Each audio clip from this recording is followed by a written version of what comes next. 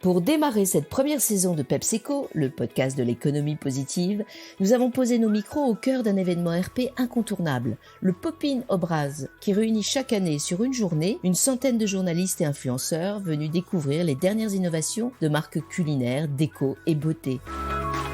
L'objectif du Pop-in, partage d'expériences avec des entrepreneurs inspirants, découverte de nouvelles marques, échanges et débats d'idées dans une atmosphère à la fois joyeuse et studieuse.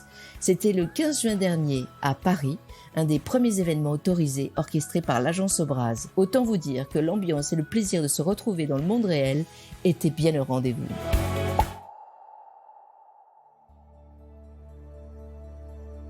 Vous en avez marre de manger du plastique ? PepsiCo s'intéresse aujourd'hui à une start-up française éco-responsable qui produit et commercialise un des premiers chewing-gums biodégradables sans plastique, élaboré à base de sève d'arbre et parfumé aux arômes naturels. Je suis avec Ariette, cofondatrice de la marque Bonsaï Naturel, une marque qui fait du bien à la planète et qui va nous parler de son incroyable success story. Bonjour Ariette. Bonjour Eve. Je suis ravie de vous retrouver sur un des premiers événements live RP de l'année, le Pop-in au Braz, qui regroupe des entreprises en pleine croissance et une centaine de journalistes et influenceurs. Ça faisait longtemps qu'on s'était pas retrouvés physiquement comme ça et on sent même une certaine euphorie. Bon, alors même si l'ambiance est à la reprise, on ne peut pas faire l'impasse sur une première question liée à la période de crise que nous avons traversée. Comment avez-vous vécu cette période ? Quels ont été les impacts de la pandémie sur votre marque, Ariette ? Écoutez, ça a été très compliqué parce qu'on s'était lancé à la rentrée 2019, donc à peine avant justement le confinement. Ah ouais, vous l'avez pris de plein fouet. Bah oui, complètement, ouais, c'était un peu l'enfer. Et notre entrepôt en plus m'a appelé en fait 2 jours après l'annonce du confinement en me disant qu'ils allaient fermer en fait. Donc j'ai dû prendre ma voiture, je suis partie à l'entrepôt, j'ai pris autant de stock que j'ai pu dans le coffre de ma petite Clio 2 et je suis rentrée chez moi et avec mon mari, on a monté tous les cartons au 4e étage en fait. Donc c'était moi qui ai préparé les colis toute seule en fait pendant toute la période du premier confinement. Il y avait encore quelques pays parce qu'on travaille un peu à l'export aussi, on travaille un peu avec le Vietnam et la Suisse. Il y avait certains pays qui au mois de mars était un peu moins touché que la France. Et du coup, c'est moi qui préparais les colis pour l'étranger, qui les déposais au centre de dépôt. C'était moi aussi qui devais préparer les commandes en fait, pour les clients qui achetaient sur notre site internet. Donc, ça a été une période très mouvementée pour nous et ça a été un beau défi à relever. Ouais, ça a été compliqué. Oui, carrément, surtout en démarrant comme ça. Ouais, c'est ça. C'était au tout début en plus de notre marque en fait. Donc, baptême par le feu. C'est clair. Vous avez réussi malgré ça, à passer ces 15 mois de manière positive ?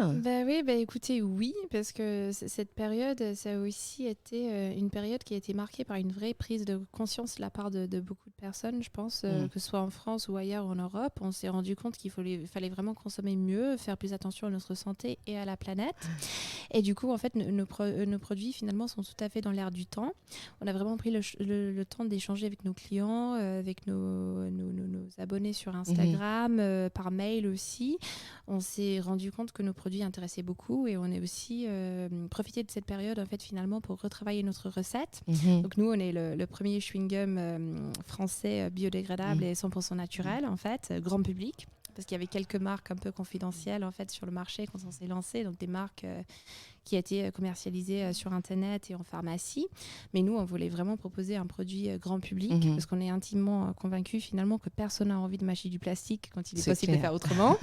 Et du coup, nous, on a vraiment été à l'écoute de nos abonnés qui nous disaient que le produit était top, mais que le goût ne durait pas tout à fait suffisamment longtemps. Et parce qu'en fait, c'est très difficile. Il faut savoir que c'est très difficile de faire un goût très durable avec des matières premières naturelles, en fait. Parce que quand on a des polymères, bien sûr, les polymères vont se coller aux arômes artificiels, ça va durer pendant des heures. Et du coup, on a fait tout un travail là-dessus en interne de recherche et de développement pour faire en sorte que le goût soit tout aussi durable que le goût d'un autre chewing-gum industriel classique, en fait. Donc, on a fait ce travail-là en interne. On a fait un gros travail aussi sur la texture. Donc, on a retravaillé la recette. On a retravaillé le packaging aussi pour qu'il soit vraiment plus grand public, plus dynamique, avec des couleurs plus vives, pour qu'il ressorte vraiment en rayon. Et du coup, là, on est encore plus fort qu'au début de surprise. Mais c'est top. Ouais. Et je vous confirme que pour avoir goûté et avoir eu la chance de goûter au chewing-gum, il reste longtemps N'est-ce pas, en goût, absolument. Ça a été un gros défi en interne, mais on a réussi, on est content. Alors j'ai envie d'en savoir encore un peu plus sur vous aujourd'hui, puisque on le voit bien, vous n'avez pas baissé les bras malgré les difficultés, et tant mieux. Je crois même que vous vous développez sacrément bien. Oui. Et donc, racontez-nous un peu...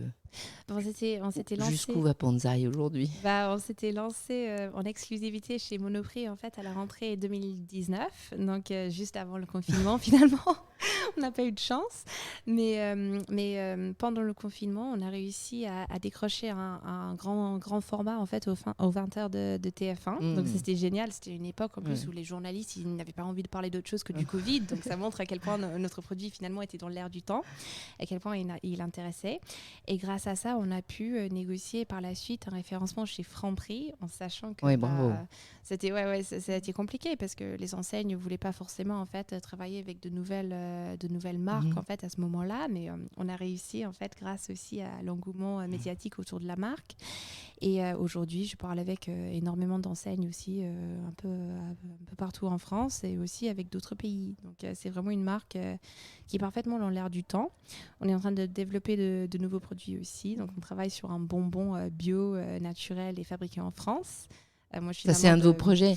Vous allez m'en parler un petit peu après, pour le futur de Banzai. Parfait. Mais en tout cas, c'est magnifique, c'est magistral comme croissance quand même. Ouais, c'est génial. Franchement, on a eu beaucoup de chance en fait, et on n'a pas baissé les bras en fait surtout. Ça a été très compliqué, mais on n'a jamais laissé tomber en fait. On s'est battu et les résultats sont là. Bravo. Et en termes de communication, je crois que vous, pareil, ça avance à une vitesse grand V. Oui, on est très présent sur les réseaux sociaux. On a démarché beaucoup de journalistes aussi. On envoie des communiqués de presse. On est en contact avec beaucoup de journalistes justement pour parler de ce qu'on fait. Et on voit que ça intéresse beaucoup en fait. On est très très proche aussi de nos consommateurs en fait, que ce soit sur les réseaux sociaux ou sur notre site internet. En fait, il y a un mail en fait sur lequel ils peuvent nous écrire. Ils n'hésitent pas à le faire. Ils le font très souvent. Donc on répond. On est vraiment dans l'interaction et dans l'écoute. C'est ce qui fonctionne le mieux aujourd'hui, je crois. C'est ce qui fonctionne le mieux, oui, c'est ça. Il faut être souple, il faut être à l'écoute, et c'est tout à fait dans notre ADN de marque, en fait. Mais vous n'oubliez pas les médias classiques. J'ai ouï dire que vous alliez peut-être avoir en fait, une campagne bientôt affichée. En fait, on a décidé de faire une campagne d'affichage aussi dans le métro parisien. Donc, notre affiche, ce serait une botte de pluie, en fait, dans laquelle on a croqué, en fait, avec le slogan « Et si vous mâchez autre chose que du plastique ?» Donc, c'est très parlant, en fait, ça interpelle parce qu'il y a beaucoup de personnes aujourd'hui qui ne savent toujours pas qu'il y a du plastique dans les chewing-gums. Parce qu'effectivement, du pétrole, donc. Oui, c'est ça, du pétrole, exactement. C'est des polymères, en fait, donc issus du pétrole, et du coup, c'est du plastique. Et en fait, il y a énormément de personnes qui ne le savent pas. On se doute bien que ce n'est pas très sain, finalement, ce qu'on met dans les chewing-gums. Et de là à penser que c'est du pétrole, il y a un monde, en fait. Mais c'est bien du pétrole qu'on met dans les chewing-gums pour faire des économies, voilà. Et du coup, notre but, c'est vraiment que ça interpelle, que les gens se rendent compte, finalement, qu'on met du pétrole dans les chewing-gums, que c'est complètement illogique, c'est une aberration, c'est extrêmement polluant. La pollution imputable aux chewing-gums usagés est juste énorme, en fait. Donc, on veut que ça interpelle, on veut que les gens se disent, en fait, à quoi bon mâcher du plastique quand je peux mâcher un produit naturel ? Alors, qu'est-ce que vous mettez C'est quoi votre secret de fabrication ? Peut-être que vous n'avez pas envie de nous le livrer. Mais si, bien mais sûr. À la place du plastique, que met Banzai dans ses chewing-gums ? On met du latex naturel d'arbre. Donc il faut savoir en fait que la recette un peu originelle finalement du chewing-gum, c'était de la sève d'arbre en fait qu'on extrait de l'arbre, parfumé aux arômes naturels, sucré au sucre de bouleau finalement. L'homme il a toujours mastiqué de la résine d'arbre en fait depuis des millénaires. C'est une pratique qui est extrêmement courante en fait dans toutes les populations mondiales. Et en fait c'est au cours du XXe siècle que les industriels américains, et après ça s'est bien sûr propagé en Europe aussi, ils ont commencé à mettre du plastique dans les chewing-gums pour faire des économies. Et du coup, nous, on est revenu à une recette un peu à l'ancienne finalement, à base de sève d'arbre. Et voilà, on extrait la sève d'arbre en faisant des petites entailles dans l'écorce des arbres, en fait. Donc, c'est une utilisation tout à fait durable de la forêt. On n'abat pas les arbres, c'est complètement écologique. Et ensuite, on va filtrer ça, bien sûr. On va filtrer ça, on va réchauffer ça pour en faire une pâte.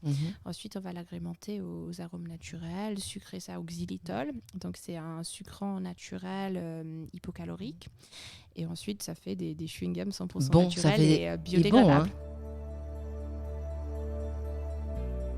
Si je peux me permettre une question un peu plus intime, Oui. Ariette, dans ce contexte si particulier, encore un peu oppressant, on a souvent été obligé de réfléchir, d'agir autrement, on s'est découvert de nouvelles passions parfois, on a laissé le temps au temps, ça c'est bon aussi. Oui. Bref, on a tous vécu cette période de manière différente, mais cette crise a-t-elle changé quelque chose dans votre vie personnelle ? Bah oui, je pense que la première prise de conscience que j'ai vraiment eue au cours de cette période, c'était sur la vie d'entrepreneuse en fait, parce qu'on venait de lancer cette marque finalement, et je me suis rendu compte que finalement, au moment du confinement, c'est moi qui ai tout fait toute seule. Il faut vraiment être prêt à se vouer corps et âme à son entreprise. C'est compliqué en fait finalement. C'était moi qui gérais tout toute seule, mais mes salariés étaient au chômage partiel, bien sûr. À l'époque, on était tous très angoissés, donc je voulais prendre tous les risques toute seule. Finalement, je voulais pas faire porter ça à mes salariés. Donc du coup, je me suis rendu compte que c'était quand même très très contraignant d'être entrepreneuse. Je vois beaucoup de personnes qui avaient des enfants, qui ont eu l'occasion de passer plus de temps avec eux. Moi, ça a été plutôt le contraire en fait. J'ai 2 petits garçons, je les ai quasiment pas vus. Et du coup, je me suis rendu compte que c'était difficile. D'un autre côté, passer les premières semaines qui ont été très compliquées, c'est vrai que j'ai eu le temps de reprendre un peu le sport. Donc j'ai recommencé à courir, ça m'a fait du bien. J'ai retrouvé peut-être un certain équilibre dans ma vie personnelle et professionnelle qui était très agréable. Parfois, je prenais le temps de me poser et de m'ennuyer. Ça ne m'était pas arrivé depuis des années parce qu'on est tellement surstimulé, on sort dans tous les sens que voilà, ça m'a fait du bien parfois de ne pas savoir quoi faire. Et ensuite, en fait, avec les confinements successifs qu'on a eus à partir de la rentrée 2020, je dirais que je me suis quand même rendu compte que c'était très difficile en fait d'être privée de beaucoup de choses qui sont un peu acquises en temps normal, c'est-à-dire le fait de passer du temps avec ses amis, ses proches. Ma famille habite en Angleterre, donc ça fait 1 an et demi que je ne l'étais pas vue. Et je pense que du coup, je me suis rendu compte qu'il fallait aussi profiter des bonnes choses de la vie, quoi. Il fallait trouver un certain équilibre en fait, dans les 2 sens. Alors, vous venez de le dire, on est confronté quand même encore un peu à un certain attentisme. Enfin, on n'a pas beaucoup de visibilité long terme. Oui. On est soumis à une gestion de l'activité au jour le jour. Mais, et je pense que vous l'êtes, soyons optimistes. Oui, Autorisons-nous à nous projeter dans l'avenir, disons à 3-5 ans. Est-ce que le foisonnement d'initiatives, de créativité, de nouvelles idées, comme on peut le constater aujourd'hui sur le Popin d'ailleurs, mais qu'on sent aussi dans les orientations politiques sur le plan national, mais aussi au plan mondial, est-ce que tout ça va nous mener à une transformation positive de l'économie, de notre société ? Comment voyez-vous l'avenir chez Banzai ? Je pense que moi, je suis très, très optimiste, en fait. Moi, je trouve que l'avenir appartient vraiment aux startups françaises et européennes qui développent des produits innovants, qui sont proches de leurs clients, des consommateurs aussi, parce que c'est hyper important d'être souple, en fait. Et chez nous, en fait, la souplesse fait vraiment partie de notre ADN, en fait. On s'adapte, on développe de nouveaux produits. S'il y a quelque chose qui ne marche pas, on arrête.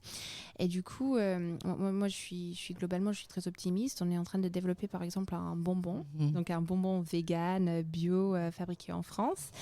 Tout simplement parce qu'on s'est rendu compte pendant la crise sanitaire, justement, où on avait un peu plus de temps pour réfléchir à tout ça, on s'est rendu compte qu'il n'y avait pas de produits comme ça sur le marché. Donc il y avait des bonbons bio, mais pas vegan. Il y avait des bonbons vegan, mais pas bio. Il y avait un bonbon, je pense, vegan et bio, mais qui était ni fabriqué en France, ni emballé en fait dans un packaging recyclable. Et du coup, moi qui suis maman de 2 petits garçons qui me demandent tous les jours de leur acheter des bonbons, souvent je dis non, parfois je dis oui, parce que parfois on cède en tant que parent, il faut être honnête.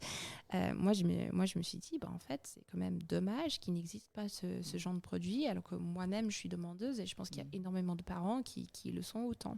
Donc du coup, on s'est lancé dans le développement de ce bonbon vegan, bio, fabriqué en France, avec un packaging entièrement recyclable, avec en plus un packaging qui est très, très dynamique, très sympa, avec des petites mascottes un peu rigolotes, parce que c'est pas parce qu'un produit est justement écologique qu'il faut qu'il soit triste. Fade, triste. Oui, c'est ça, parce que l'écologie, c'est l'avenir aussi. Oui. Et nous, notre idée, en fait, chez Banzai, c'est vraiment de proposer des produits naturels, plus écologiques, mais très, très gourmands, en fait. Parce que le plaisir, ça compte aussi. Les gens, ils ne veulent pas renoncer au plaisir, en fait, pour mieux consommer. Ils veulent mieux consommer, mais sans renoncer au plaisir.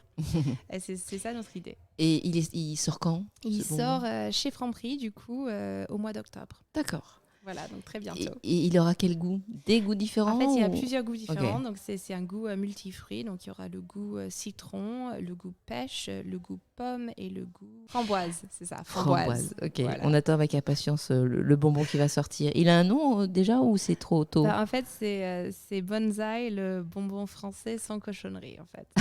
C'est un petit jeu de mots sur la gélatine animale parce que justement, mettre de la gélatine animale dans des bonbons, donc un produit sucré, c'est exactement comme mettre du plastique dans du chewing-gum. En fait, c'est une aberration, surtout à une époque où les gens ils cherchent à manger de moins en moins de viande. En fait, ça n'a aucun sens en fait de mettre de la viande dans un produit sucré. Vous allez nous faire du bien. Merci pour ces paroles gourmandes. Merci, et si on devait retenir un seul mot pour illustrer le futur de l'entreprise, quel serait-il selon vous? Alors moi je dirais équilibre, parce que moi je l'ai déjà dit à titre personnel, ça a été très important pour moi de trouver l'équilibre entre ma vie professionnelle et ma vie privée. J'y travaille encore. Je dis pas que ça m'arrive jamais de travailler jusqu'à minuit, ça m'arrive assez souvent, mais j'essaye de le faire un peu moins souvent qu'avant. Mais aussi pour la marque, cette idée d'équilibre est vraiment essentiel, parce qu'en fait c'est un équilibre entre la gourmandise et le plaisir auquel on ne va absolument pas renoncer, et l'écologie et l'engagement en fait. Et nous on est une marque engagée à la fois pour la gourmandise, pour le plaisir, mais aussi pour l'écologie et la santé. Vous en parlez merveilleusement bien. Merci. J'attends votre première campagne dans le métro avec impatience. Absolument. Et on va suivre votre évolution. Vous reviendrez nous voir dans quelques mois sur PepsiCo pour avec nous raconter plaisir, votre évolution, oui. Justement. Bon, avant ça, je crois que je vais me faire un petit plaisir sans sucre et sans plastique. Je vais goûter votre dernier né, un bonsaï menthe. À bientôt, Ariette. À bientôt, Ève. Merci. Vous venez d'écouter PepsiCo, un podcast qui fait du bien, signé Usha Media. Vous retrouverez les épisodes de la saison 1, spéciale Popin, sur les meilleures plateformes. N'hésitez pas à partager, commenter, liker et à vous abonner pour suivre tous nos épisodes. Merci de votre écoute. Rendez-vous la semaine prochaine.